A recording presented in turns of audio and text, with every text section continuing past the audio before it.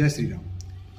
हम आज से एक नई श्रृंखला शुरू कर रहे हैं। Part 1, part 2, part 3, part 4, part 5। ये हम श्रृंखला इसलिए शुरू कर रहे हैं कि आप जिस किसी उम्र में गुजर रहे हैं, हम ये श्रृंखला बना रहे हैं 16 वर्ष से लेकर 54 ईयर्स तक। 54 ईयर्स तक कौन से ग्रह का आपकी कौन सी उम्र पर अधिकार रहता है, एक उम्र विशेष। ये सब आपको इस पार्ट 1, 2, 3, 4, 5 तक आपको पता चल जाएगा।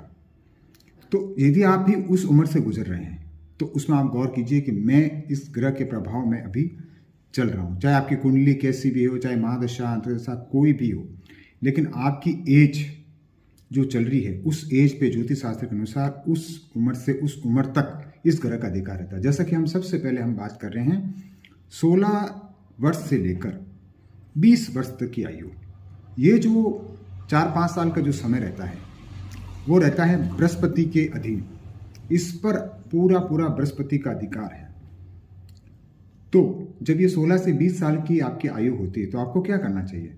आपको बृहस्पति के अकॉर्डिंग ही कर्म करने चाहिए। जैसे शिक्षा तो हर कोई लेता है इस उम्र में, तो आप इसके अतिरिक्त ज्ञान प्राप्त कीजिए, क्योंकि बृहस्पति ज्ञान के कारक कहे गए हैं। तो आप जितना हो सके नॉलेज को गेन कीजिए, विद्या को ग्रहण कीजिए, बड़ों का आशीर्वाद लीजिए, बड़ों की सेवा कीजिए, मंदिर जाइए, क्योंकि कहीं ना कहीं बृहस्पति धर्म के कारक हैं, तो आपको मंदिर भी जाना चाहिए डेली।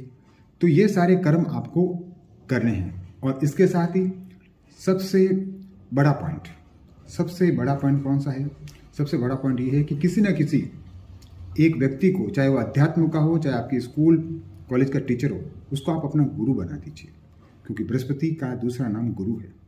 तो आपने उनको गुरु बना लिया है। जिस किसी को भी जो आपको अच्छे लगते हैं और सच्चे लगते हैं, आपके काम आ सकते हैं, तो आप उनको गुरु बनाइए और उनका मार्गदर्शन लीजिए, तो पूरा जीवन आपका संवर जाएगा।